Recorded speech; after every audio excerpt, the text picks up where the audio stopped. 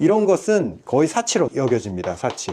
내가 그런 거 할 시간이 어딨어. 난 당장 해결해야 될 문제가 많아서 이 문제 다 해결하고 난 뒤에 그 다음에 할래. 저는 과감하게 제안을 합니다. 이게 제일 중요해요. 이 영역이 중요한 이유는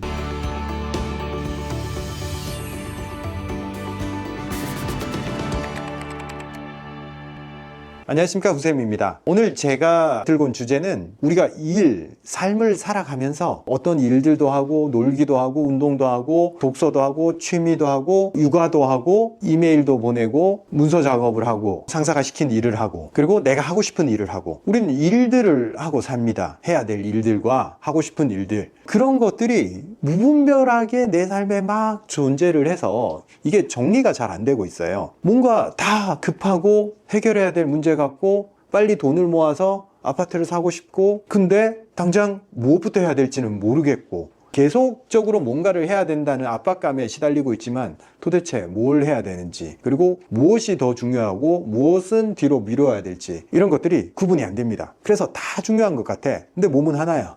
이걸 해결하려면 슈퍼맨이 되는 수밖에 없다, 이렇게 생각을 하면서 그냥 적당히 할래 하면서 피로에 찌들어서 정작 중요한 것들은 뒤로 밀어버리는 그런 선택을 하게 됩니다. 그래서 우리가 인생에서 일어나는 일들을 한번 분류를 해보자고요.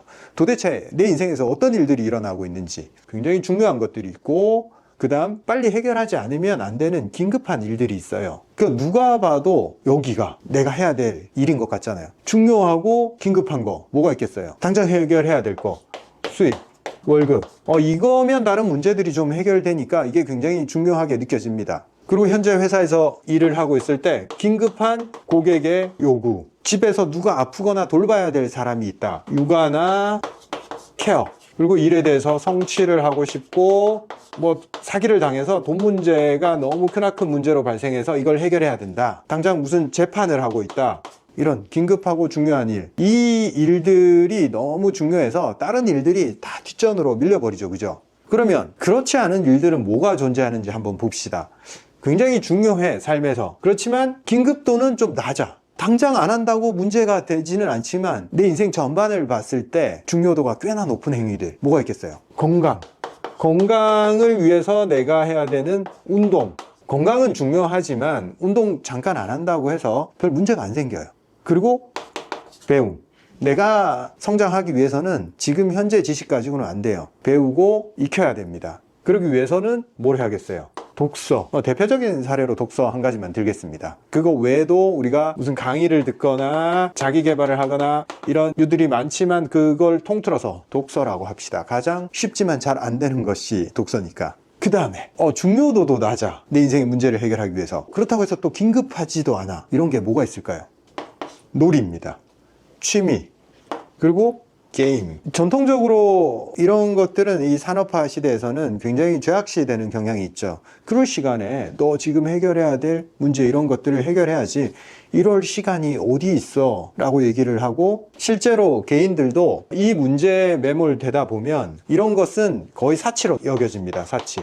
내가 그런 거 할 시간이 어딨어. 난 당장 해결해야 될 문제가 많아서 이 문제 다 해결하고 난 뒤에 그 다음에 할래. 그 다음, 급하지만 중요도는 좀 낮은 거. 매일매일 하고 있지만 우리가 일적으로 그런 경우가 많죠. 안 하면 안 돼요. 그런데 그게 당장에 뭔가 중요하다라고 느끼기 힘든 것들. 전화 업무, 이메일, 보고서 작성, 회의, 식사 준비. 안 하면 안 되죠. 안 하면 안 되지만 뭔가 엄청 급한 것 같지는 않죠. 화장실 청소. 매일 하기는 해야 되지만 뭔가 삶에서 이걸 한다고 해서 갑자기 성취가 일어나거나 그럴 것 같지 않은 그런 일들이에요. 자, 보세요. 우리 삶에서는 이런 것들이 마구잡이로 막 섞여 있어요. 이런 일들을 처리해내면서 무엇을 우선시해야 되는지, 무엇을 버려야 되는지, 이것에 대해서 많은 고민을 하게 되어 있습니다. 그래서 일에 압도당해요. 할 게 너무 많고 뭘 해야 될지 모르기 때문에. 그래서 뭔가를 하기보다는 자꾸 하나씩 미뤄져요. 특히 이쪽 사부면에 있는 일들이 뒤로 미뤄지기 쉽습니다. 왜? 급하지 않잖아. 안 해도 이 할 일들이 너무 많아서 애들은 뒤로 쓱 밀려나가요. 이 눈앞에 굉장히 중요한 일인 것처럼 당장 발생했으니까 이걸 해결하는데 시간 할애를 많이 하다가 보면 우리 삶에 정해진 시간을 여기에 할애할 시간은 줄어듭니다. 근데 실제로 인생에서 중요한 게 뭔지를 다시 한번 생각을 해봅시다. 당장 일어난 사건들, 해결 안 하면 안 되는 짧고 굵직한 이런 사건들이 발생했을 때 이 문제에 대해서 압도당해버리면 큰 그림을 그리지 못합니다. 우리가 왜 살아가는지, 왜 이 일을 하는지 이런 걸 다 잊어버려요. 우리가 힘들고 괴로울 때는 좀 더 근본적인 질문을 해야 됩니다. 내가 누군지, 내가 왜 살고 있는지, 그리고 무엇을 위해서 일을 하고 있는지 이거에 대해서 고민해 보지 않으면 늘 이 일사분면, 이 일들에 압도당해서 한 걸음도 앞으로 나아가지 못하게 됩니다. 그래서 저는 과감하게 제안을 합니다. 이게 제일 중요해요. 한국 사람들은 이걸 제일 등한시하죠. 미국 대통령들 보세요. 긴급한 상황에서 골프장 가 있어. 골프장에서 다른 나라 정상들이랑 만나고 놀면서 이야기를 하고 거기서 아이디어를 구하고 그 다음 문제를 해결할 수 있는 방법들을 찾아냅니다. 근데 만약 한국에서 어떻게 돼요? 굉장히 급한 문제가 생겼는데 지도자가 이렇게 놀고 있어. 그럼 난리 나겠죠. 문화적으로 이걸 용납을 하지 않아요. 물론 이런 공인들은 그럴 수밖에 없어요. 시선이 존재하니까. 근데 개인 차원에서도 과연 그렇게 해야 될까요? 우리가 왜 사는지 다시 한번 물어보자고요. 결국 우리가 이런 문제들을 해결해서 돈을 벌어서 편안하게 놀고 기분 좋고 즐겁기 위해서, 그러기 위해서 살아가는 겁니다. 거의 이쪽이 목적에 가까워요. 왜 사느냐 했을 때 목적. 그래서 이걸 좀 등한시하거나 이걸 무시하는 삶을 살면 인생이 그렇게 매끄럽게 돌아가지 않습니다. 인생 곳곳에, 틈새, 그리고 혹은 굉장히 많은 부분에 취미, 놀이 이런 것들이 자리 잡고 있어야 됩니다. 물론 가급적이면 이 놀이와 취미 자체가 내 삶을 앞으로 나아가게 하는 것들과 연관성이 좀 높으면 훨씬 더 좋아요. 왜냐? 이 두 개를 동시에 하기가 힘드니까 가급적 취미가 운동이 되면 이 두 개가 동시에 해결이 되겠죠. 자, 다시 3, 4분면에 우리가 집중을 해서 4분면이란 말이 낯설 수도 있어요. 수학적 용어인데 1, 4분면, 2, 4분면, 3, 4분면, 4, 4분면이라고 합니다. 제가 우리 사회에서 뒷전으로 밀려 있지만 사실상 중요도가 가장 높다고 볼 수 있는 놀기, 이거에 대해서 왜 중요한지 한번 말씀을 드려보도록 하겠습니다. 삶에 압도당하고 일이 중압감이 강하면 우리는 잊어먹습니다. 왜 살고 있는지, 지금 뭘 하고 있는지. 근데 일에서 딱 벗어났을 때, 일상에서 벗어났을 때 그 순간 내 삶이 어디로 흘러가고 있는지, 내 삶에 중요한 게 무엇인지 그때 떠오르게 됩니다. 이 긴급한 일들을 처리하고 있는 상황에서는 그런 생각할 여유가 없어요. 뇌가 이걸 처리한다고 이건 사치라고 그냥 생각을 해버려요. 근데 모든 걸 벗어났을 때, 일에서 동떨어졌을 때, 여행을 하고 있을 때, 내가 운동에 심취하고 있을 때, 내 몸뚱아리가 어떻게 작동하고 있는지, 내가 뭘 좋아하는지, 이럴 때 기분이 좋은지, 아주 원초적인 기분이라는 것에 집중을 할 수가 있어요. 그리고 여기 일사분면에서 압도감이 생기는 이유는 페르소나는 연극에서 주어진 배역입니다. 사회적 페르소나가 가장 강한 영역이에요. 대리라는 직급이 주어졌고, 그리고 부모라는 역할이 부여가 됐고, 나는 자영업자야, 언제까지 1억을 만들어야 돼, 이런 목표 같은 게 강력하게 주어집니다. 이 페르소나는 사회가 나한테 줬든 아니면 내가 선택을 했던 간에 타인의 기대와 사회적 역할에 딱 묶여 있습니다. 그래서 진정 그런 것들, 페르소나를 다 뺐을 때 내가 누군지 그걸 돌아볼 여유가 없습니다. 근데 취미에서는 어때요? 나는 아무것도 아니야. 제가 취미생활로 카약을 하고 있는데 저는 그런 동호회 운동하러 갔을 때 제 직업이나 나이조차도 잘 얘기를 안 해요. 거기 갔을 때 내가 나는 한의사인데 라고 얘기를 하면 그분들은 선입관을 가지고 저를 대하고, 저 역시도 그런 직업이 가지는 그런 행동을 해야 될 것만 같은 그런 제약을 받아요. 그 취미를 하러 갔을 때 직업은 중요하지 않아요. 그 취미를 통해서 내가 무엇을 할 수 있는지, 동등하게 오로지 육체만으로 무엇을 할 수 있는지, 그리고 내 직업과 내 페르소나를 다 뺐을 때 사람 대 사람으로 만났을 때 어떤 이야기가 오고 가는지, 저는 이거에 집중합니다. 그럴 때 진정으로 사람에 대해서 혹은 나에 대해서 들여다볼 수 있는 기회가 생깁니다. 취미의 영역에 들어가서 자기가 어떤 사람인지 그렇게 표출하려고 하지 않는 게 좋습니다. 그걸 다 뺐을 때의 관계가 훨씬 더 흥미롭고 자유롭게 됩니다. 그리고 스스로도 이 사고의 틀, 내 직업, 내 현재 위치, 어떤 역할이 부여된 그거에서 벗어나서 더 새로운 사고를 할 수 있다라는 것을 알게 되는 거죠. 삶에서 이 영역이 존재하는 게 정말로 중요합니다. 저 속에 있으면 저 사고방식밖에 못해요. 벗어났을 때만이 조금 더 틀을 벗어난 사고를 할 수 있다. 그러면 틀을 벗어났을 때 내 이런 일에서는 뒤지지 않냐, 집중해야 되는데 아닙니다. 어떤 영역에서건 그 영역에 속해 있는 사람 중에서 그 틀을 벗어난 사람만이 다음 스텝으로 갈 수가 있어요. 똑같은 사고방식, 예를 들면 자영업자 치킨집을 한다고 합시다. 치킨집이란 건 정의되어 있어, 똑같아, 어차피 본사에서 내려주는 이런 방식들 그대로 사용을 하는데 내가 여기서 할 수 있는 게 뭐가 있어? 라고 하면 자기가 할 수 있는 게 아무것도 없어요. 근데 그 중에서도 그 틀을 벗어난 사람들은 치킨집 한 개가 아니고 여러 개를 하고 어떤 동호회에서 사람들이랑 만났어. 그래서 자기가 그러려고 그런 게 아니지만 세상 사람들이 사는 과정에서 단체 주문을 할 만한 그런 상황이 막 눈에 보여요. 영업을 하라 얘기가 아니에요. 절대 이런 데 가서 영업을 하려고 하는 순간 본인은 똑같은 이 틀에 갇혀버립니다. 여기서 이 사람들한테 뭔가를 판다는 게 아니에요. 그냥 내 삶에서 사고방식 다르게 생각할 수 있는 그게 주어지기 때문에 삶이 결정 지어진 게 아니고 내가 개입할 수 있는 여지가 있구나라는 틈새를 찾아내게 됩니다. 그래서 내가 지금 일이 바빠 죽겠는데 무슨 이런 사치를 즐길 여유가 있냐, 심적 여유도 없고 뭐 이런 데 가면 돈도 써야 되고, 그러니까 안 돼, 그렇게 생각하면 변화를 줄 수가 없어요. 실제 해봤을 때 생각보다 돈이 많이 들지도 않고 갔을 때 내 마인드셋이 재정렬되는 그런 느낌을 받으면 여기에서 오는 중압감을 확실하게 내려버릴 수가 있어요. 이거는 내가 일시적으로 가지고 있는 하나의 역할이구나, 이게 내 삶 전체는 아니구나 하는 생각을 가지게 됩니다. 근데 하루 종일 일주일 내내 일에 몰두하는 사람들은 그게 삶 전체로 인식을 해요. 그 이외의 삶을 상상할 수가 없어요. 그리고 본인의 일에서 이런 압도된 문제들, 해결할 수 없을 것 같은 굉장히 큰 과제들이 주어졌을 때 이거를 이 안에서 해결을 못합니다. 벗어나 봐야지, 객관적으로 동떨어져 봐야지만이 보입니다. 그래서 실질적으로 문제 해결에 확실한 도움을 준다. 여기에 계속 들어있어서는 문제는 해결이 안 된다. 뇌는 원래 익숙한 환경에서 벗어났을 때만이 이 뉴런을 새로운 연결을 시도를 합니다. 왜? 똑같은 환경에서는 똑같은 패턴으로 작용하고 그 패턴 내에서 그나마 최선의 방법을 찾아내려고 합니다. 그런데 여기서 이 연결을 끊어버리고 일시적으로 다른 측면으로 들어갔을 때는 이전에는 없었던 사고방식이 탑재가 돼요. 그래서 완전히 새로운 시각으로 문제를 해결할 수 있게 됩니다. 실제 실리콘밸리의 CEO들이나 거기서 상위권에 있는 개발자들은 전부 다 취미를 가지고 있습니다. 그리고 미국에서 취미나 운동의 영역을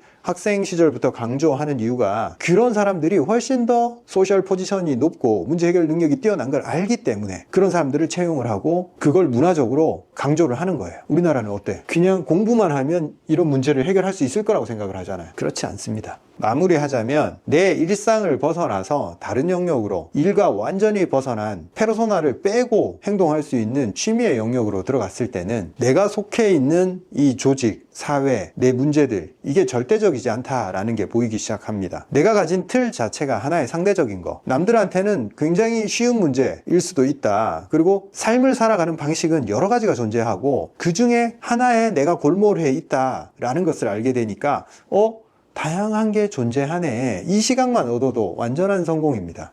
삶을 바라보는 자세가 다양할 수 있다. 틀에 박힌 사고를 하지 않아도 된다. 근데 하나 또 주의해야 될 점이 이 영역으로 들어가서 이 내에서도 또 틀을 만들려고 하고 그 틀에 집착을 해서 여기서조차 오히려 문제를 만드는 사람들이 있어요. 근데 이 영역이 중요한 이유는 내 페르소나를 제거할 수 있기 때문에 좋습니다. 동호회에서 내가 어떤 역할을 해야지, 사람들한테 영향을 줘야지, 이런 생각을 하는 순간 하나의 또 압박된 사회를 이 안에서 또 만듭니다. 혹은 이미 그런 게 존재하는 이 취미의 어떤 그룹들이 존재해요. 근데 거기 들어가면 내가 자유로운 사고를 하고 일에서부터 떨어져서 여기서 오는 압도감을 제거하기 위해서 들어갔는데 여기에 뭐 위계 질서가 있고 어떠고 규칙이, 이러면 그냥 이런 거 하나 더, 일사분면 하나 더 만드는 것밖에 안 됩니다. 여기 들어갈 때 내 자세는 내가 가진 직업, 내 직책, 내가 가진 돈, 내가 가진 차, 이런 거 자랑하러 가는 데가 아니고 그런 걸 다 뺐을 때 뭐가 존재하는지 들여다보러 가는 데입니다. 얼마나 나의 기존 틀을 많이 내려놓을 수 있나, 내가 가진 페르소나가 하나의 역할일 뿐이구나 하는 걸 배운다면 삶에서 제일 중요한 역할을 하는 3, 4부면이라고 볼 수 있습니다. 대한민국에서 이 영역을 아직도 이 중요성을 낮게 보면서 일의 반대 측면에서 일 못하는 사람이 이런 쪽으로 집중을 한다라고 생각하는데, 실제로 이제 앞으로의 사회는 그렇지 않을 겁니다. 이걸 잘 하는 사람이 이걸 잘 하게 되어 있어요. 그리고 실제로도 그래요. 그리고 아무것도 안 하고 논다, 이 영역이 그런 영역은 아니에요. 물론 산책도 안 하는 사람이 산책을 하는 것만으로도 조금 삶의 여유를 도입을 할 수는 있어요. 그런데 저는 이 영역의 에너지를 꽤나 많이 쓰는 게 좋다라고 말씀을 드려요. 여기에도 성취가 존재하고 성장이 존재합니다. 취미의 영역, 내 돈을 버는 것과도 관계없고 내 명예와도 관계없는 이 영역에서 내가 충분히 나 자신을 성장시켜서 운동 능력이나 어떤 달성 목표를 달성하는 거, 여기까지 가야 된다고 생각을 해요. 하프 마라톤 완주라든가 자전거 대회에 나가서 완주라든가 1차적으로 일반인이라면 도달할 수 있는 그 성취를 상정을 하고 여기서 움직이는 게 좋아요. 운동을 하나도 안 하고 취미생활도 없던 사람은 그냥 취미 하나 가지는 것만으로도 성공은 하는데 거기서 멈추면 안 됩니다. 내 삶에서 이 영역이 4분의 1 이상을 차지를 해야지 제대로 살고 있다라고 볼 수 있습니다. 내가 나 자신을 떠올렸을 때, 난 누구지라고 얘기했을 때, 나는 매일매일 카약을 타고 주말에도 바다에 나가고 나는 배 타는 사람이야. 제 인생에서 4분의 1은 배 타는 사람이에요. 그랬을 때 제 삶이 훨씬 더 정교해지고 나머지 문제들이 그냥 해결이 돼버립니다. 여기서 에너지가 생기기 때문에. 그래서 뭔가 취미를 가진 사람은 성취를 한 사람, 성취를 다 했으니까, 이제 여유가 있으니까, 돈과 시간이 있으니까 이걸 할 수 있다. 아닙니다. 이걸 하면 이게 따라옵니다. 그럼 오늘은 요 3, 4부면 인간을 정의하는 데 있어서 놀이, 호모 루덴스라고 정의하죠. 인간은 놀이하는 동물이에요. 놀이로부터 모든 걸 배우고 거기서부터 사회가 만들어지고 그걸 통해서 문제 해결을 합니다. 인간은. 오늘 요 부분에 대해서 말씀을 드렸고, 저는 과감히 이걸 인생의 1순위로 두자라고 말씀드리고 있는 겁니다. 그러면 다음 시간에는 2순위, 긴급성은 떨어지지만 중요도는 높은 거, 삶에서 이것도 많이 밀려 있어요. 요걸 어떻게 회복시킬지, 이게 왜 중요한지 한번 말씀드려 보도록 하겠습니다. 인생의 우선순위를 정하자. 내 인생에서 어떤 일들이 벌어지며 그리고 어떤 것에 집중했을 때 내가 앞으로 나아가고 성장하고 더 나은 삶을 살 수 있는지에 대해서 정리하는 시간입니다. 지난 시간에는 인생에서 놀이, 취미, 일에서 완전히 떨어져 나가서 내 삶을 되돌아볼 수 있는 그 계기, 그리고 나는 누구인가에 대해서 집중할 수 있는 것, 내 몸뚱아리, 내 사고방식, 이거에 집중할 수 있는 것은 삶에서 떨어져 봤을 때이다. 그리고 그건 삶에서 가장 중요한 1순위가 될 수도 있다. 이걸 통해서 내 삶을 견인할 수 있다. 이렇게 말씀드렸어요. 두 번째, 삶에서 긴급성은 떨어지지만 중요도는 높은 거. 내 삶에 당장 일어나고 있는 일들, 여기에 압도돼서 이게 뒤로 밀립니다. 그리고 세월이 지나서 깨닫게 되죠. 내 삶이 좀 더 나아지지 못했던 이유가 세상 탓이 아니고 내가 중요한 것을 뒤로 미루고 있었구나. 그걸 알게 됩니다, 결국에는. 우리가 투자해야 될 건 매일매일 일어나는 이 급한 것 같고 해결해야 될 것 같고 걱정되고 두려운 이런 일들이 아닙니다. 반드시 하루에 몇 퍼센트를 이쪽에 투자를 해야 됩니다. 성취의 속도, 성장의 속도, 내가 내 인생에서 돈을 얼마를 벌 수 있고 내 건강을 어떻게 유지할 수 있고 하는 것은 다 여기에 달려 있습니다. 만약 이 급한 문제들을 어떻게든 좀 정리를 하고 여기에 집중할 수 있는 사람은 결국에는 느린 것 같고 처음에는 성취가 없는 것 같지만 여기에 있는 문제들을 이걸 통해서 다 해결해 버려요. 배움. 대학교 졸업하면 대부분 노력을 안 하죠. 뭔가를 배워야겠다라는 생각을 안 하죠. 나 학교 다닐 때 징글징글 하잖아요. 공부 그 정도 했으면 된 것 같잖아요. 우리가 학교 다니면서 배우는 것은 세상을 이해하기 위한 언어를 배우는 수준이라 보면 됩니다. 실제 세상에 대해서 알려주던가요? 학교에서? 실제 세상은 세상에 나와서 배우는 겁니다. 이미 학교라는 그 기관의 의미는 많이 퇴색을 하고 있어요. 저도 우리 애들이 대학을 가냐 안 가냐 이건 별로 중요하게 생각을 하지 않아요. 그냥 어떻게 세상에 대해서 좀 더 배울 수 있느냐, 거기에 집중을 하면 필요 없는 것들을 빼낼 수가 있어요. 내 인생에서. 무엇을 배워야 되냐? 세상에 대해서 배울 수 있는 모든 것을 배우면 됩니다. 그러면 남들이 해결하지 못했던 문제를 해결하고 그걸로부터 세상이 나한테 보상을 해주게 되어 있어요. 그 문제를 해결하는 능력이 나한테 있고 없고는 별로 중요하지 않아요. 이 세상은 그 기회를 모든 사람한테 지금 주고 있습니다. 역사적으로 이런 적은 없었어요. 모든 사람은 문제 해결의 방법을 다 평등하게, 배울 수 있습니다. 모든 정보는 오픈되어 있어요. 정보를 누군가가 독점을 하고 그 정보를 가진 사람들이 부자가 되고 그럴 거라고 생각을 하잖아요. 여러분, 그건 본인을 기만하는 행위입니다. 모든 정보는 오픈되어 있어요. 단지 그걸 받아들이고 그걸 찾아내는 그 행위를 하지 않았기 때문에 못 보는 것 뿐입니다. 이 세상에 있는 정보, 고급 정보 다 있습니다. 정보가 단순히 이런 주식이 갑자기 올라갈 거야 라는 이런 정보라면 다른 얘기입니다. 근데 제가 말씀드리는 정보는 세상이 어떻게 흘러갈지 미래를 예측하는 거죠. 그래서 미래를 예측할 수 있는 능력을 키우면 미래에 어떤 기업이 더 성장할지 주식 투자만 해도 예상이 가능해지죠. 그럼 돈을 벌 수 있는 거예요. 이런 세상의 흐름에 대해서 알고자 한다면 끊임없이 이 세상이 어떻게 이루어져 있고 어떻게 작동하는지, 그리고 어떤 새로운 기술들이 나오고 사람들은 그 부분에 대해서 어떻게 생각하고 있는지, 이런 모든 것은 책을 통해서 배울 수 있습니다. 그래서 우리가 책을 통해서 배우는 것은 단순히 어떤 지역이 뭔가 아파트가 오를 거다 이런 것, 결과론적인 그런 정보를 배우기 위함이 아니고 전체적인 흐름, 역사의 흐름, 미래를 예측하기 위해서 이전 10년간의 흐름을 보면 앞으로 어떻게 될지 많이 예측 가능해요. 근데 그 속도가 빠르다, 세상이 변하는 속도가 빠르다, 그러면 조금 더 큰 범위의 사고방식을 배워야 됩니다. 근대사가 어떻게 펼쳐졌는지, 그리고 산업혁명 이후에 사람의 행동 패턴이 어떻게 변했는지, 그러면 우리가 앞으로 생길 AI나 새로운 문화에 대해서 빨리 이해를 할 수 있습니다. 왜? 산업화 이전의 사람들은 말과 마차가 존재했어요. 그러면 그 속에서 있던 사람들의 사고방식에서는 사람들이 뭘 좋아할까라고 생각했을 때 그 사람들이 이런 생각을 했을 거예요. 조금 더 안락한 마차, 조금 더 빠른 마차. 기존 틀에서 사고를 하게 되면 현재 있는 것에서부터 출발해서 사고를 할 수밖에 없어요. 근데 이미 마차가 그렇게 돌아다니던 세상에서도 수력 발전에 의해서 방직 공장이 돌아가고 기계라는 게 사람을 대체하고 말을 대체할 수 있구나 라는 걸 빨리 캐치한 사람들은 그 시대에도 존재했어요.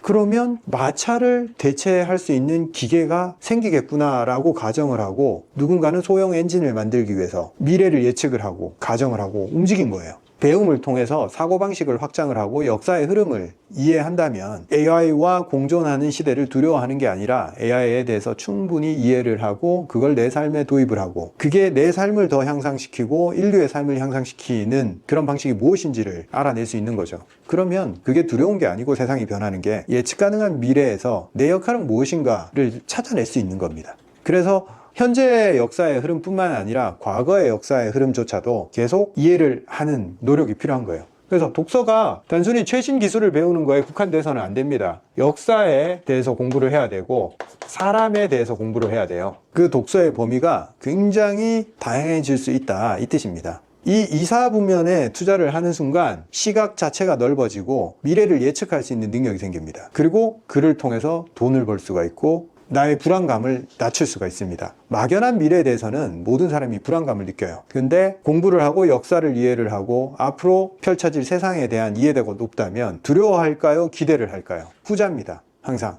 모르는 것에 대해서는 두려워하게 되어 있고 내가 충분히 예측하는 것에 대해서는 그냥 일어날 일을 기다리는 거예요. 그리고 거기서 내 역할을 찾는 거예요. 정보는 다 오픈되어 있다라는 전제를 하신다면 얼마나 많은 책을 읽어야 될지 마음이 좀 바빠질 거예요. 그런데도 불구하고 내 삶에 압도당한다면 한 달에 책 한 권 읽는 시간을 투자를 하기가 힘들죠. 그러면 삶이 고정되어 버립니다. 그럼에도 불구하고 내 문제를 해결하기 위해서 조금 더 넓은 시간, 좀 더 긴 시간을 투자해서 얻을 수 있는 인사이트를 얻어내야 됩니다. 그리고 건강, 당연하게도 우리가 건강을 지속적으로 유지했을 때 얻는 이점이 크죠. 장기적으로 이런 문제들이 생겼을 때 여기 플러스 건강 문제가 생기잖아요. 건강 악화가, 본인의 건강 악화가 생기면 이 모든 문제는 다 해결 불가능한 상태로 빠져들어 버립니다. 그래서 당장에 내가 아무 문제가 없다 하더라도 이 돈 문제를 해결하기 위해서 투잡을 뛰고 밤에 일을 하고 운동은 뒷전으로 밀리고 휴식은 하지 않고 계속 근무를 한다면 돈은 조금 더 벌 수 있겠죠. 근데 결국에는 이 건강 악화로 인해서 다른 문제가 해결되지 않게 됩니다. 그럴 때 이제 뭐라고 얘기를 하냐면 나는 이렇게 열심히 살았는데 왜 세상은 나한테 이런 시련만 주는지 이 얘기를 합니다. 이사분면에 투자하지 않으면 그 사고방식, 결과론적으로 그쪽으로 갈 수밖에 없습니다. 세상이 본인한테 뭔가 결과를 안 준 게 아니고 본인이 중요도는 높은데 장기적인 투자를 해야 될 부분에 투자를 하지 않았던 것 뿐이에요. 그냥 당연한 결과가 생긴 거지 누군가를 탓할 수 없습니다. 그냥 본인의 선택이에요. 당장 눈앞에 효과가 나타나지 않고 1년, 2년, 3년 꽤 긴 시간 투자를 해야 되기 때문에 안목이 길지 않은 사람은 이쪽을 할 수가 없어요. 근데 이것도 습관일 뿐입니다. 그냥 한 걸음부터 하면 됩니다. 몸을 움직이고 하루에 책을 한 페이지만 읽어도 아무 상관이 없어요. 언젠가 2페이지 읽게 되겠죠. 뭐 매일 반복하는 게 중요합니다. 매일매일 내가 무엇을 반복하느냐, 결국에는 제가 이 삶의 우선순위를 정하고 삶을 앞으로 나아가게 하는 것에 대해서 제가 한 단어로 표현하자면 루프예요. 내가 매일매일 무엇을 할 거냐에 대한 문제를 지금 말씀드리는 거예요. 우선순위를 어디에 두는 게 인생 전체를 봤을 때 이점인지를 얘기를 하는 겁니다. 지난 시간에 놀이가 왜 중요한지를 말씀드렸고, 우리가 뒷전으로 밀려나 있던 이런 일들이지만 실제적으로는 중요한 거, 그리고 오늘 얘기한 것은 장기적으로 투자했을 때 삶에서 반드시 성장을 끄집어낼 수 있는 투자처, 그게 운동과 독서라는 거. 이 두 개 말고 제가 별로 떠오르는 게 없어요. 이것만 하면 됩니다. 내 삶에서 반복하는 운동과 독서를 도입하는 거, 이게 중요합니다. 인생의 루프가 제대로 돌아가고 돈을 벌고 성취를 이루고 위대한 사람이 되기 위해서, 위대한 사람 안 돼도 돼요. 최소한 내가 만족하는 삶을 살기 위해서는 퍼즐들이 잘 맞아 떨어져야 됩니다. 이런 거 없이 돈을 많이 벌었어, 운 좋게, 여기에서 운 좋게 집중을 해서 뭔가 밤샘을 해서 대박을 하나 터뜨렸어. 근데 내 삶에 이런 게 빠져 있어. 그거는 찌그러진 루프예요. 계속 유지될 수 없고 어느 순간 더 이상 커지지 않거나 아니면 이 성취가 내게 아닌 순간 다 무너지게 되어 있습니다. 그래서 어떻게 삶의 루프를 단단하게 혹은 지속 가능하게 혹은 확장 가능한 루프를 만들 거냐, 그에 대한 얘기를 하고 있습니다. 또 다음 시간에 찾아뵙도록 하겠습니다. 인생에서 많은 일들이 일어나요. 이게 어떤 식으로 처리해야 될지 모르니까 대부분 시간순으로 처리를 하거나 이게 좀 급하다 생각한 문제를 처리를 하는데 급급해요. 그러다 보면 맨날 바빠, 맨날 정신이 없어요. 급한 일은 계속 생기는 것 같고 급한 일이 새로 생겼는데 이전의 문제를 여전히 해결하지 못하고 있어요. 그래서 계속 해결하지 못한 문제들이 인생에서 쌓여 나가서 난 도저히 이 일들을 해결할 수 없을 것 같아, 이런 압도감, 이겨내지 못할 것 같은 그런 불안함에 시달리게 됩니다. 그랬을 때 문제 해결 방법은 먼저 구분을 해야 돼요. 내 인생에서 일어나는 일들을 닥치는 대로 해결하는 게 아니라 어떤 일이 급하게 해결해야 되는지, 그리고 어떤 일이 중요한지 우선순위를 정해서 해결해야 된다. 지난번에 말씀드렸는데 1사분면, 2사분면, 3사분면, 4사분면이에요. 2사분면과 3사분면에 대한 이야기를 했는데 2사분면, 중요도는 높은데 당장 급하지는 않아. 운동, 독서, 자기개발, 이런 게 속하겠죠. 이게 굉장히 중요합니다. 그리고 3, 4분면 당장 중요도도 떨어지는 것 같고 인생에서 내가 성장하는데 급하지도 않은 것 같은 거, 놀이에 대해서 말씀을 드렸어요. 여가, 이게 중요도도 떨어지고 급하지도 않다라고 얘기를 하지만 실제로는 뭐예요? 우리가 사는 목적과 유사합니다. 인간은 호모 루덴스, 즉 유희하는 인간입니다. 즐기는 인간. 삶의 목적이 사실상 놀고 즐기기 위함입니다. 이걸 죄악시하거나 이걸 삶에서 드러냈을 때 삶의 원동력을 잃어버려요. 그래서 항상 놀이, 여가를 삶의 중심에 두고 그걸 이루기 위해서 하나하나 문제를 해결해 나간다, 그렇게 생각하는 게 굉장히 평온한 마음을 갖게 만듭니다. 놀이, 여가, 단순히 우리가 말초적인 표면적인 어떤 즐거움들, 당장 휴대폰으로 이 빠른 영상들을 봤을 때 느끼는 감각들, 그런 것들은 지속성이 없어요. 게임, 도박, 섹스, 중독성 있는 거, 마약, 다 이런 감각을 주지만 지속성이 없습니다. 그러면 인생이 점점 무너져 내려버려요. 질서라고는 잡을 수가 없습니다.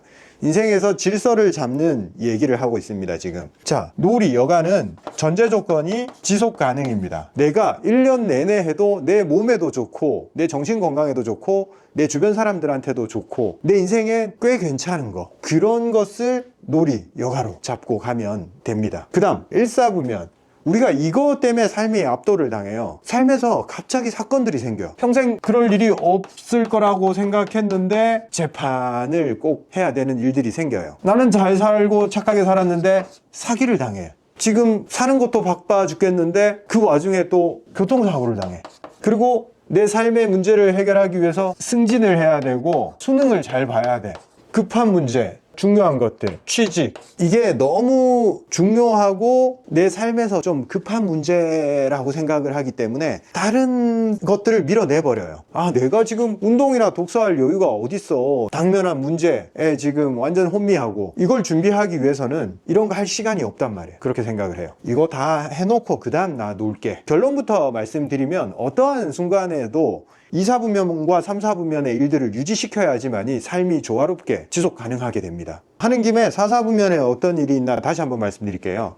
일상 업무입니다. 일상 업무. 꼭 해야 되고 급하고 그런데 맨날 하는 거기 때문에 중요도는 좀 낮아져 있어요. 당장 좀 미뤄둬도 되는 일들이에요. 그래서 이쪽 일들이 어떤 게 있냐면 업무하다가 이메일 답장, 학생 같으면 레포트, 숙제, 또 중요하진 않지만 내가 관계를 유지해야 되는 사람과의 미팅, 약속, 이런 것들 일상적으로 내가 맨날 해야 되는 일들이에요. 근데 우리가 일상 업무 어떻게 하고 있어요? 마감 기한에 닥쳐서 그때서야 이제 급하게 일을 해내고 있죠. 우리 숙제를 미리 하는 사람들 보면 굉장히 대단해 보이잖아요. 전부 다 내일 숙제 제출하는 날이야, 이제 부랴부랴 그때 막 하잖아요. 일상 업무는 굉장히 잘 밀립니다. 우선순위에서 많이 밀리고 임박해서 하는 경향이 있습니다. 인생에서 4, 4부면 하나, 둘, 셋, 네 개 중요도를 이렇게 분류를 했을 때 이 일들을 어떻게 처리해 나가느냐가 내 삶에 발생하는 많은 일들을 얼마나 효율적으로 처리할 수 있느냐, 이 결과로 이어집니다. 자,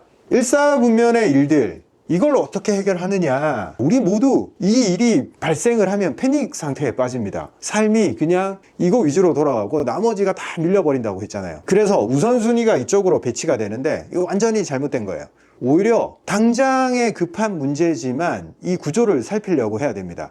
보세요. 이게 지금 급한 일이 발생했으니까 전부 다 어떤 일들이에요? 이번 한 번만 잘 넘어가면 신이시여 감사합니다. 다음에는 잘 살게요. 이번 한 번만 어떻게 넘어가게 해주세요. 상황을 모면하는 데 급급해져 있습니다. 이 상황에 처하게 되면. 그리고 직시 할 수가 없어요. 쳐다보기가 싫어서 자꾸 외면하고 싶어지고 내가 안 보이는데 밀어두고 싶어져요. 그러면 훨씬 더 사실 고통스러워지는데, 쳐다보면 고통스럽죠. 이 사건들을 자꾸 쳐다봤을 때. 왜? 인생에 일어난 불행이고 내가 넘어서지 못할 것 같은 장벽같이 느껴집니다. 저는 이 상황에서 좀 과감한 제안을 합니다. 일단 이런 일들이 자꾸 반복적으로 발생하고 그리고 이 문제를 효율적으로 해결하지 못하는 이유는 이거에 대한 내 대응 체계가 없어서 그래요. 그래서 이런 일들이 생겼을 때 급하다고만 생각을 하고 이 문제를 통해서 생각보다 많이 배우지를 못합니다. 오히려 데미지를 입어요. 근데 한 번쯤 좌절해도 되니까 이 문제를 통해서 배우는 게 어떨까?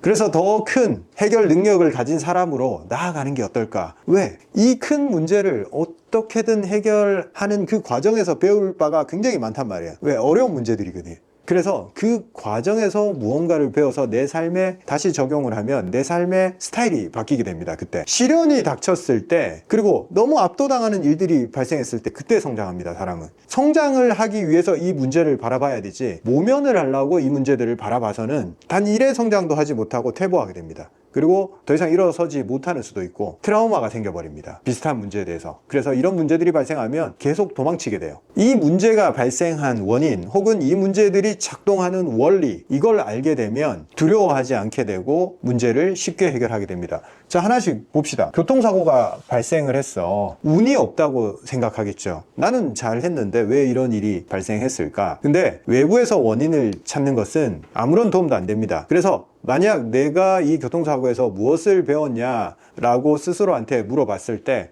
내가 지금 무리하게 운전을 하고 있구나, 혹은 내 운전 습관이 어떻구나, 거기서 한번 되돌아봐야 됩니다. 평생 운전하면서 사고 한번 안 나는 사람도 있잖아요. 근데 유독 나한테만 자꾸 사고가 발생을 한다 하면 나의 운전 태도, 운전할 때 마음가짐, 그리고 내 몸의 컨디션, 내가 운전을 할 만한 몸의 상태인지, 이런 걸 한번 되돌아보는 계기가 되겠죠. 그리고 사기를 당하거나 투자 실패를 했어요. 뭔가를 샀는데 가격이 급락을 했어요. 그러면 왜 이런 일이 발생을 했을까? 이런 일이 발생한 이유를 배우려고 해야 됩니다. 투자 실패의 원인들, 그리고 내가 거시경제나 어떤 투자에 대한 나의 사고방식, 그거에 대해서 배워야 됩니다. 그래서 큰 돈을 잃어버렸지만 내가 여기서 뭔가를 배워내면 다음에 큰 돈을 벌 수 있습니다. 공부를 하는 거죠. 경제에 대해서 공부를 하고 돈이 흐르는 원리에 대해서 공부를 하고 내 마음이 작동하는 방식에 대해서 공부를 하는 거죠. 이 일이 발생한 순간 해결이 사실상 쉽지 않기 때문에 이 일은 실패로 간주되더라도 거기서 배우기만 하면 그 실패 이상의 얻음이 있으니까 급한 문제다라고 생각을 하지 말고 그 와중에서도 배움을 작동을 시키고 좀 긴 안목을 가지고 이 문제를 접근을 하고 이 문제에 대한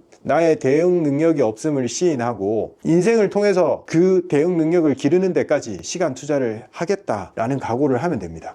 그리고 수능에 대한 대응 자세. 이번에 수능을 잘 봐서 내가 좋은 대학에 가기만 하면 문제 해결이 되는 것처럼 생각을 해요. 근데 그런 자세로는 그 한 번의 수능을 넘어설 수는 있겠지만 그 이후의 삶에 대해서 똑같은 방식으로 합니다. 하나의 문제를 해결하는 거에 급급해서 지속 가능성 그리고 앞으로의 비전, 큰 그림 이런 걸 그리는데 미숙하게 됩니다. 수능에 몇 점을 맞아서 이 문제를 넘어가겠다 보다도 내가 수능 공부를 하는 그 과정에서 국영수, 과학 뭐 이런 걸 배우잖아요. 그걸 내 삶에서 이 세상을 살아가는 굉장히 좋은 지식이다. 수능을 해결하기 위함이 아니고 내 삶의 기초를 만들어 나가는 과정이다 생각을 하고 깊게 들어가는 거죠. 그래서 수학을 바라볼 때도 시간이 좀 필요하겠지만 수학은 왜 배울까? 인간 세상에 수학이란 게 왜 등장을 했을까? 수학을 배움으로써 얻는 것은 무엇일까? 계속 이런 근본적인 질문을 던져야 됩니다. 공부를 하는 와중에 우리는 질문 없이 그냥 점수에만 결과에만 집중을 해서 결과만 잘 나오면 돼. 과정 상관없어. 중학교 때 요 근해 공식에 대해서 배우는데 중학생들이 이거 다 외우고 있어요. 뭔가 외계 언어 같고 이게 외워야 되니까 저는 이걸 외우지 않아야 된다라고 생각을 합니다. 이게 유도되는 이유가 중요한 거지 이 결과물 이거 가지고 외워가지고 자꾸 문제를 풀려고 하는 이 사고방식 이걸 벗어나지 않으면 수학을 한다고 할 수가 없고 이걸 가지고 문제는 풀어요. 근데 고등학교 가면 단 한 걸음 더 나아갈 수 없어요. 수학에 대해서. 자, 이게 왜 이렇게 유도를 했나? 이걸 알려면 되게 많은 내용들이 필요한데 다 생략하고 2차 방정식 예를 들면 x제곱 플러스 3x 플러스 4는 0 요걸 풀기 위해서 요 앞에 있는 개수가 a고 b고 c다. 그러면 여기다가 a 넣고 b 넣고 c 넣으면 이 문제가 풀리더라. 이렇게 이해를 합니다. 수학에서 중요한 거는 이게 왜 이렇게 되는지를 유도하는 겁니다. 중학교 수학은 이 근해 공식을 유도할 수 있으면 끝나요. 이거 하나 속에 모든 개념들 중학교에서 배울 수 있는 모든 개념이 다 들어있는데 이걸 해내지를 못해요. 그리고 그건 고등학교 가서 배운다. 이렇게 하는데 시간 되시는 분들 요거 유도하는 과정을 한번 따라가 보세요. 어느 정도의 머리가 필요하냐면 중학교 1학년 정도의 머리면 다 가능해요. 지금 성인분들 제 채널을 보시는 분들은 다 가능합니다. 그 누구든 근해 공식을 보고 그게 유도되는 과정을 한번 알아보겠다라고 마음만 먹으면 성인은 1시간이면 충분해요. 중학교 1학년 1시간이면 충분해요. 근데 그걸 안 하고 있어. 외워버리면 되니까. 근데 이걸 외우는 순간 그 이후에 몇십 시간의 고통이 따라옵니다. 이유를 모르고 쓰기 때문에. 계속 질문을 해야 됩니다. 왜 이런 일이 일어날까? 우리 삶에서 등장한 뭔가 복잡하고 해결이 어려울 것 같은 이런 문제가 발생을 했을 때 내가 이 일이 일어난 이유를 이해를 해야 된다 라고 접근을 하셔야 됩니다. 그 이면에 숨어있는 작동 원리를 알고 싶다. 그러면 정말 기초적인 질문부터 던져야 됩니다. 이 재판이란 무엇일까에 대한 정의부터 시작을 해야 돼요. 그게 삶을 배워나가는 아주 기초적인 과정입니다. 근해 공식을 유도를 할 때 x 값을 구하기 위해서 이 근해 공식을 만든 건데 그러면 이 미지수가 존재하는 방정식을 왜 만들어냈을까? 방정식의 존재 이유, 방정식의 정의, 방정식은 뭘까? 미지수가 있고 등식으로 이루어진 식입니다. 이렇게 구체적으로 정의를 내려서 내가 뭘 하고 있는지를 알아야 됩니다. 근해 공식을 외워서 되는 게 아니고 그러면 방정식을 내가 풀고 있다 라는 자각이 있어야 돼요. 그리고 방정식이 무엇인지에 대한 정의가 따라와야 돼요. 하나하나 그 속에 이면에 들어있는 구조를 알아나가는 거죠. 내가 왜 수능을 보려고 하고 있을까? 수능을 봐서 내 삶에 어떤 문제가 해결이 될까? 승진이란 과연 뭘까? 뭘 의미하는 걸까? 내 삶에서. 나는 왜 승진을 하려고 할까? 돈 벌려고. 그럼 난 왜 돈을 벌려고 할까? 조금 더 내가 사고 싶은 거 사고 가족들과 행복하게 지내기 위해서. 가족과 행복하게 지내는 게 도대체 뭘 의미하느냐? 먹고 싶은 거 먹고 시간을 함께 가지고 가족과 이야기를 많이 하기 위해서, 내 자식과 이야기를 많이 하고 내 와이프와 조금 더 걱정 말고 좋은 이야기를 하기 위해서.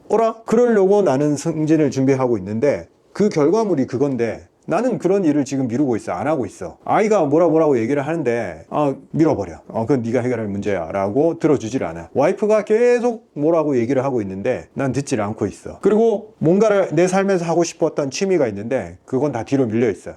내가 뭘 하고 있는지, 이 행위로 인해서 내가 얻을 수 있는 게 뭔지, 뭘 위해서 그걸 하고 있는지를 자꾸 들여다보지 않으면 이걸 위해서 내가 하고자 했던 그 미래를 파괴를 하고 있습니다. 보통 너무 급하다 보니까.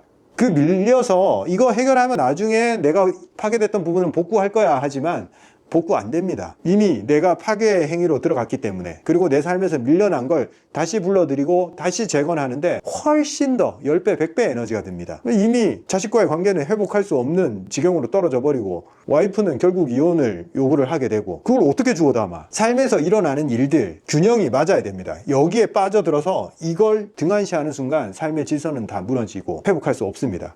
이거와 동시에 진행할 수 있어야 됩니다. 가능합니다, 그게.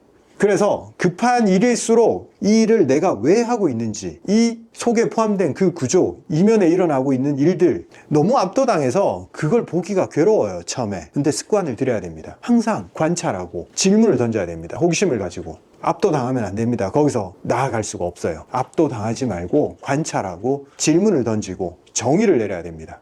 그제서야 본질이 보이기 시작해요. 주로 힘든 일들, 시련, 고통이 좀 따라오는데 일을 쳐내기만 급급해서는 안 됩니다. 여기서 배워야 됩니다. 우리는 약간 호흡을 조금 더 여유롭게 가지면서 한 발짝 물러서서 관찰하면서 다시 기본부터 정의를 내리자고요. 방정식이 뭔지도 모르면서 근해 공식을 외운들 그 문제 하나는 풀 수 있겠죠. 근데 수학이 작동하는 원리를 알 수 있을까요? 절대 알 수 없습니다. 내가 뭘 하고 있는지를 정확히 알고 있어야 돼요. 이 근해 공식을 쓰기 위해서는. 방정식은 미지수가 포함된 등식이에요. 그러면 등식은 뭐냐? 등식은 이거예요. 4는 4다. 이 세상의 원리를 그냥 얘기를 하는 거예요. 같은 건 같은 거다. 2x는 4다라고 적혀 있으니까 이게 될 수 있는 건 2밖에 없구나. 그러니까 x의 해는 2다. 하나하나 밑에 개념들을 정의할 수 있어야 돼요. 내 입으로. 방정식이 뭐다라고 물어보면 대답을 할 수 있어야 돼요. 내가 실험적으로 맨날 물어보는 것들이 있어요. 학생들한테 함수가 뭐냐라고 물어보면 정말 힘들어해요. 저걸 정의를 못 내려. 이게 뭔지 한 번도 정의를 내려본 적이 없어, 스스로. 똑같아요. 내 인생에서 이런 재판이 일어났을 때, 재판, 뭔가 문제 해결의 과정이에요. 이 일이 왜 일어났고 이건 무엇을 하는 과정이고 여기서 내가 해야 될 건 뭐다 라는 걸 알기 위해서는 정의부터 내려야 됩니다. 일어나고 있는 사건에 대해서. 함수의 정의를 읽어봐도 처음에는 잘 이해가 안 될 거예요. 근데 이해가 안 되더라도 계속 말로 계속 반복을 하면서 이게 의미하는 바가 뭘까? 이 중학교 수학은 최종적으로 함수가 뭔지를 설명을 하려고 1학년, 2학년, 3학년 내내 말들을 하고 있어요. 그래서 최종적으로 함수가 뭔지를 정의를 할 수 있으면 중학교 수학은 다 된 거예요. 근데 문제는 엄청 많이 풀고 학원도 많이 다니는데 너 함수가 뭐야? 라고 물어보면 한 100명 중에 한 2명 정도 대답할까? 본질이 뭔지도 모르고 정의를 내리지도 못하고 그러면 그걸 어디다가 써먹지를 못합니다. 그래서 일사분면에서 우리는 인생을 배워야 된다. 배움의 과정이다. 압도당하거나 휩싸여서 살아가지 말고 이 역시 인생에서 배움의 과정일 뿐이다. 이렇게 한번 생각해 보도록 하자고요. 그 다음 사사분면의 일들을 처리하는 방법에 대해서 다음 시간에 말씀드리도록 하겠습니다. 루프랩 계속 구독 부탁드리고 인생의 문제를 하나하나 해결해 나가는데 우리가 체계적으로 질서 있게 그리고 반복적으로 난 그냥 이 행동들을 매일매일 했을 뿐인데 인생의 일들이 정리되고 분류되고 해결이 되더라. 저는 루프랩의 목적이 그겁니다. 여러분들의 삶에 질서가 도입되고 그걸 굉장히 힘들게 해결하는 게 아니라 구조적으로 간단한 반복에 의해서 해결된다. 이걸 알려드리고 싶고 그걸 만들어드리고 싶은 거예요. 저는 앞으로 할 얘기가 많으니까 계속 잘 지켜봐 주시고 하나하나 삶에 한번 적용해 보도록 합시다. 지난 시간에 이어서 인생에서 일어나고 있는 일에 대해서 말씀드리고 있습니다. 급한 거, 중요도가 높은 거 기준으로 4개로 나눴을 때 사실상 우리 삶에서 일어나고 있는 일들은 이렇게 딱딱 구분되지 않아요. 이렇게 막 걸쳐 있어. 이런 것도 있어.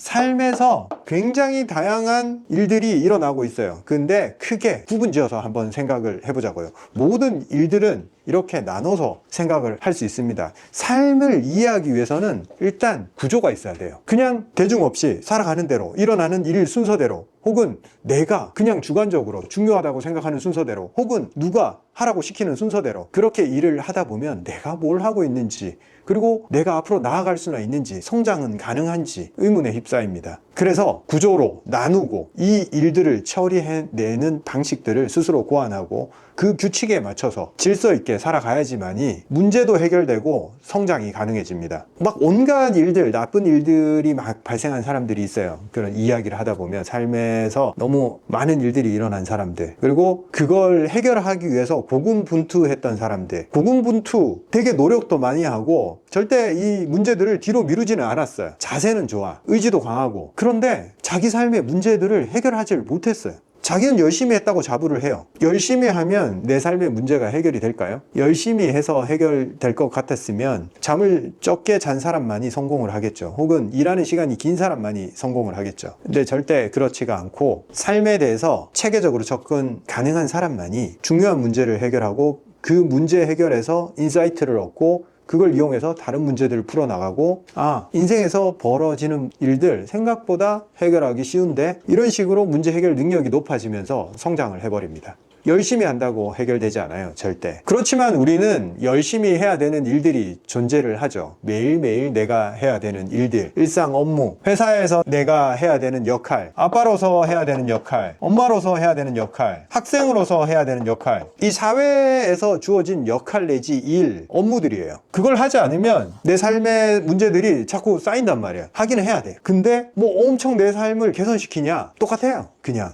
이걸 계속 한다고 해서 내 삶이 부자가 되거나 뭐 대단한 사람이 되거나 그런 일들은 아니에요, 여기에 있는 일들은. 근데 하지 않으면 안 돼. 그래서 마지못해서 합니다. 밀어놓고 마감 시간이 다 돼서 하려고 하고, 하기 싫어 하다가 그래도 해야 되니까 마음이 문제가 생겨요. 여기서 억지 마음이 생깁니다. 여기에서의 일들은 마음이 되게 중요합니다. 미루지 말고 어차피 해야 되는 거예요. 내 삶에서 일단은 피하기가 쉽지가 않아. 그래서 일단 시켜서 하지 말고 먼저 해야 됩니다. 주도적으로. 여기서 똑같은 일을 하더라도 차이점이 발생하는 사람은 주도력입니다. 주인의식이라고도 하죠. 그리고 오너십이라고도 합니다. 어차피 내가 해야 될 일이야. 미뤄봐야 내가 피해 나갈 방법은 없어. 그러니까 먼저 할래, 혹은 시키기 전에 할래 라고 계속 해버리면 됩니다. 이걸 처리해야지만이 시간을 확보를 할 수가 있어요. 이건 시간의 배분의 문제거든요. 뭔가 맨날 하는 일 때문에 투자를 하지 못하면 다 밀리고 힘들어져요. 이 일들은 맨날 일어나는 일들이기 때문에 밀리는 순간 문제가 많이 생깁니다. 설거지를 안 하고 계속 밀리다 보면 하기 싫은 상황이 더 크게 발생하죠. 별거 아닌 일들의 세세한 일들이었는데 쌓이면 큰일이 돼버려요. 선제적으로 접근해서 먼저 해결하면 훨씬 더 쉽게 해결되는 문제다. 거기서 한 단계 더 나아가서 내가 조직에서 더 부가가치가 높은 일들을 하게 됐을 때는 이걸 반드시 위임을 해야 됩니다. 이 일들을 내가 여전히 계속하고 있으면 절대 앞으로 나아가지 못해요. 왜냐하면 이런 일상 업무는 결국 나 이외에 누군가가 할 수 있는 일들입니다. 그러면 위임을 해야 됩니다. 위임을 하는 게 다른 사람한테 일을 미루는 게 아니라 그 사람이 나와 같은 루트를 밟아서 그 사람이 성장할 수 있는 과정을 그 사람한테 제공을 하는 거예요. 그 사람이 더 잘할 수 있는 일일 수도 있고 그 사람이 나보다 더 성과를 낼 수 있는 일이다 판단이 되면 반드시 위임을 해야 돼요. 그리고 가능하다면 자동화를 하고 시스템화를 시켜서 내가 에너지를 쓰지 않아도 이 일이 자동으로 일어나게 하는 게 좋습니다. 삶에서 제가 루프, 반복되는 일들, 이 모든 것들은 다 루프 속에 넣어버리면 에너지가 적게 듭니다. 내가 정해진 시간에 이걸 맨날 한다라고 했을 때는 결코 큰 에너지가 들지를 않아요. 저는 아침에 새벽에 일어나서 맨날 카약을 타고 독서를 계속하고, 그리고 일상적으로 내가 맨날 하는 일들, 유튜브 촬영을 하거나 진료를 하는 일들, 그거는 규칙 속에 딱 포함이 되어 있어서 생각보다 큰 에너지를 들이지 않고 합니다. 그래서 에너지의 최소화, 그게 자동화입니다. 맨날 하지만 에너지가 적게 들면 괜찮아, 할만해요. 어떻게 구조를 만들어서 좀 반복되는 형태를 만들어낼까? 이걸 생각을 해야 됩니다. 자, 오늘까지 사사분면의 얘기를 다 했어요. 내 삶에 일어나는 많은 일들을 구조화시켜서 이해를 하고, 그리고 하나를 위해서 나머지를 희생시킨다거나 그러지 말고, 어떻게든 좋지 않은 상황에서도 이런 것들 하나하나 무너지지 않고 해낼 수 있어야 됩니다. 그래서 내 삶의 일상, 루프를 무너뜨리지 않고 계속 반복해 나간다. 삶에서 특별한 일들이 일어났을 때도 내 루프는 그대로 작동시킨다. 이게 굉장히 중요합니다. 다시 말하면 루프가 제대로 작동하고 있으면 삶에서 일어난 크나큰 시련 같은 일들도 생각보다 그래, 나는 그래도 계속 작동시킬 거야. 그리고 여기서 무언가를 배울 거야. 이렇게 간단하게 처리해냅니다. 어떻게든 작동하는 루프를 만들어내자. 이렇게 말씀드리면서 마치겠습니다. 감사합니다.